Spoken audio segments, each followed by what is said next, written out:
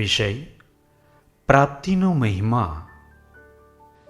બીજું, જેને કદાચ સત્સંગ ન પણ હોય પણ જે આવ્યા એને કેવી ભાવના થઈ.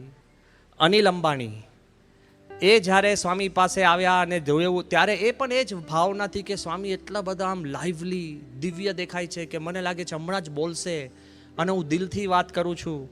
અને પછી એમણે એક વાક્ય કીધું કે હું આજે કેમ આવ્યો છું પ્રમુખ સ્વામીના દર્શન કરવા, કારણ કે મને ખબર છે કે it will bring a smile to Dhirubhai Ambani in the heavens above.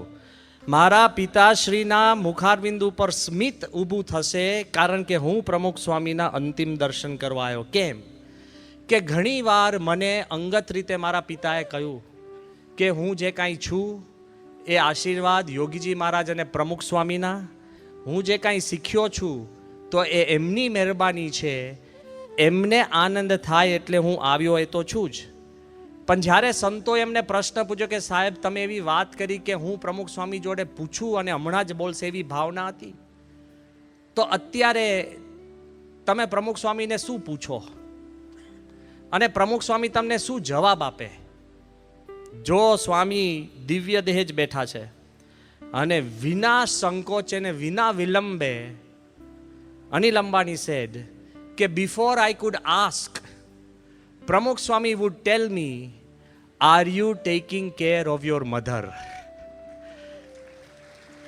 લોકોને અંતરદ્રષ્ટિ થાય કે તમે તમારી માતુશ્રીનું ધ્યાન રાખો છો કે નહીં. આવી લાગણીથી લોકો જોડાયેલા હતા. સમગ્ર દેશ, સરકાર, અધિકારીઓ, તમામ લોકો ભાવભીના થઈને જોડાયેલા છે. આજે એ પણ જાહેરાત આપને તો ખબર હશે, પણ આ પ્રસંગ પછી ગુજરાતની સરકાર અને આપણા ચીફ મિનિસ્ટર વિજયભાઈ રૂપાણીએ, નીતિનભાઈ પટેલે બધાએ ભેગા થઈને ઠરાવ કરીને બરોડાનો જે મોટામાં મોટો લાંબામાં લાંબો જે ફ્લાયઓવર, ફતેગંજનો ફ્લાયઓવર 1.5 કિલોમીટર લાંબો, એને પ્રમુખ સ્વામી મહારાજ બ્રિજ તરીકે જાહેર કર્યો. ગઈકાલે રાજકોટની અંદર એકદમ આધુનિક ઓડિટોરિયમ, જે 27.7 કરોડ કહેતા કે 28 કરોડના ખર્ચે થયેલું ઓડિટોરિયમ કોર્પોરેશનનું, એના ઉદ્ઘાટન પ્રસંગે ફરીવાર ચીફ મિનિસ્ટરે જાહેરાત કરી કે પ્રમુખ સ્વામી મહારાજ ઓડિટોરિયમ એનું નામ જાહેર કર્યું. જૂનાગઢની અંદર મુખ્ય રસ્તો જે મંદિરથી જે કલેક્ટર સુધી જ્યાં જાય એ રસ્તાનું નામ પણ પ્રમુખ સ્વામી માર્ગ જાહેર કર્યું. ત્યાંના બે મોટા સર્કલ, એક સર્કલ પ્રમુખ સ્વામી સર્કલ અને બીજું અક્ષરબ્રહ્મ ગુણાતીતાનંદ સ્વામી સર્કલ, એ પણ જાહેર થયું. અને જ્યારે આપ પણ એના સાક્ષી હશો, સ્વામીની અંતિમ વિધિ થઈ. Swami signed it off with his name. કેવી રીતે કે જ્યારે રામદેવજી મહારાજે પણ સ્વામીનો જે શાસ્ત્રોક્ત પરિચય આપ્યો, ટીવી ચેનલોની અંદર પણ એક જ હેડલાઇન શરૂ થઈ, પરમ પૂજ્ય પ્રમુખ સ્વામી મહારાજ નહીં પણ અક્ષર બ્રહ્મ પ્રમુખ સ્વામી મહારાજ, જે સ્વામી શ્રી મૂળભૂત અક્ષર બ્રહ્મ છે એ જગ જાહેર કરી અને સ્વામી એમણે પોતે વિદાય લીધી છે. એમને કોઈ આવરણ નથી. સત્પુરુષ આપણી ભેગા છે એ આપણને સતત પ્રતીતિ થતી રહેશે. જેણે મિસ કર્યું હોય ને એને પણ પ્રતીતિ થશે. આ વખતે સ્વામી જે દર્શન કરવા આવ્યા અને જે આવીને સ્વામીને જોઈને જે ભાવ વિભોર થઈ ગયા, એ બધાને એક પ્રતીતિ થઈ. પરેશ રાવલ, OMG વાળા આપણે જે એક્ટર છે, એ સ્વામીશ્રીના અંતિમ દર્શન કરવા આવ્યા. દર્શન કરવીને જ્યારે અમને સંતોને મળ્યા અને જે સ્વામીનો મુખારવિંદ જોયું, એક પણ બાપાએ આર્ગ્યુમેન્ટ કર્યું નથી, એક પણ દલીલ નહીં, એક પણ ઉપદેશ નહીં. અને સાહજિક રીતે પરેશભાઈ બોલ્યા કે મારો જીવનનો મોટામાં મોટો વસવસો હોય તો હું પ્રમુખ સ્વામીને જીવન દરમિયાન મળી ન શક્યો, એ જીવનનો મોટામાં મોટો વસવસો છે. ઉપદેશ, વેદ, પુરાણ, તર્ક, શાસ્ત્રની જરૂર નથી. સત્પુરુષના દર્શન એ કાફી છે. એ આપણને સૌને અનુભૂતિ થાય. અને એ એમને આપણને મળ્યા નથી. અમદાવાદનું જ સ્મૃતિ હું આપને કરાવું. 2012માં સ્વામી ઘણા બીમાર હતા, થોડો તાવ હતો, સુનમૂન હતા, બહુ જાજુ બોલતા નહોતા. યોગીચરણ સ્વામી મારી પાસે આવ્યા અને મને કે બ્રહ્મવેશે અંદર આવો, કંઈક સ્વામી જોડે વાતો કરે તો સ્વામી કંઈક વાત કરે. અમે બધા જઈને વાતો કરી પણ ઝીરો રિસ્પોન્સ, ઝીરો. બેસી રહે, અમે કેવું છે કે સારું, ખરાબ તો બોલે જ નહીં. છેલ્લી મિનિટ સુધી એવું ક્યારેય સ્વામી નથી કીધું કે તબિયત નથી સારી. આ બાજુ અમને થયું કે સ્વામીને કંઈક વાતચીતમાં બહાર લાવાય તો હમણાં જ કલ્પેશ ભટ્ટ એ કુંભ મેળામાં જઈને આવ્યા હતા અને કુંભ મેળાના બધા સાધુ સંતોના ફોટા હતા. કોઈક ખડા તપ કરતા હોય, હાથ ઊંચા હોય, કોઈક પંચાંગની તાપતા હોય, કોઈક દટાઈ ગયા હોય ને એ બધા મેં કહું ફોટા દેખાડીએ તો કદાચ બાપા કંઈક પ્રશ્ન પૂછે, ઇંતેજારી કરીને કાંઈ વાત કરે. એ બધું જ જોયું ને એક શબ્દ નથી બોલ્યા. પછી અમે ન રહેવાય, કે બાપા આપણે ચાલો કુંભમાં જઈએ. નો આન્સર. છેલ્લે અમે એવું કીધું કે બાપા આપને ના હોય તો અમે જઈએ. ત્યારે બાપા એક જ વાક્ય બોલ્યા, સારનો સાર. સ્વામી કે તમે બધા અનેક કુંભમાં જઈ અને પછી અહીંયા આવ્યા છો. સમજી ગયા? તમારો ને મારો એવો કોઈ દાખલો નથી. આપણા અનંત ભાગ્ય હશે ત્યારે સત્પુરુષ આપણને પ્રાપ્ત થયા છે.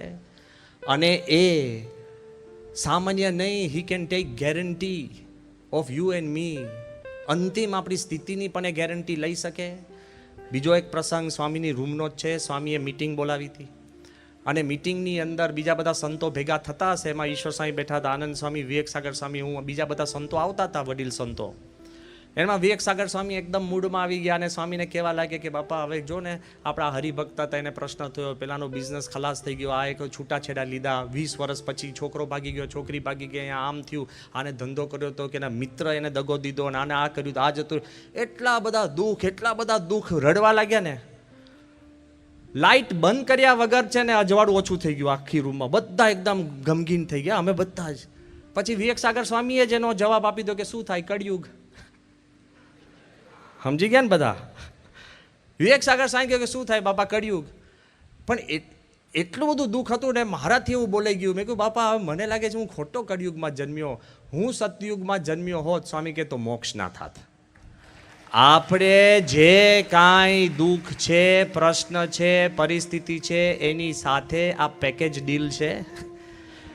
સત્પુરુષ આપણને પ્રાપ્ત થયા, એણે આપણા મોક્ષની ગેરંટી લીધી છે. He is there. અને એક વાત કરીને અહીંયા આપણે પૂરું કરીએ કે if you love him, leave for him. જો પ્રમુખ સ્વામીને આપણે સાચા દિલે ચાહતા હોય તો એના માટે તમે જીવો. ચિન્મયાનંદ સ્વામી 1991ની સાલમાં જ્યારે સ્વામીશ્રીના ત્યાં આપણે મોટા અમેરિકાના CFIના ઉત્સવની અંદર હિન્દુ કોન્ફરન્સની અંદર પ્રવચન કરવા પધાર્યા હતા અને પછી પ્રદર્શન જોવા ગયા અને પ્રદર્શન જોઈને પણ એમણે કહ્યું હતું કે who says Yogiji has left us, he is always here, anybody who sees him will hear the ring of his laughter. સ્વામીના દર્શન કરીને સ્વામી એકદમ હસતા હતા. એને કીધું this is the laugh of Yogiji Maharaj ને બધી વાતો કરી. એ જે પરિસ્થિતિની અંદર સ્વામી જ્યારે થોડાક બારે નીકળ્યા ને, સેંકડો યુવાનો હરિભક્તો બાપાની પાછળ દોડવા લાગ્યા.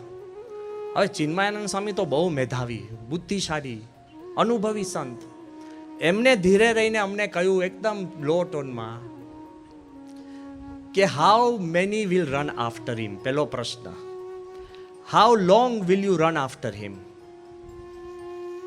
And how far can you run after him. 3 પ્રશ્ન પૂછ્યા કે તમે પ્રમુખ સ્વામી પાછળ દોડો છો તો કેટલા દોડી શકશે, કેટલા સમય સુધી દોડી શકશો અને ક્યાં સુધી દોડી શકશો પ્રમુખ સ્વામીની પાછળ તમે. અને પછી ચિન્મયાનંદ સ્વામી બોલ્યા કે you do not need to run after your guru, you need to run for your guru. Pramukh સ્વામીની પાછળ દોડ્યા કરતા પ્રમુખ સ્વામી માટે દોડતા શીખો. You can run for ever and ever, and when you run for him you will get close to him.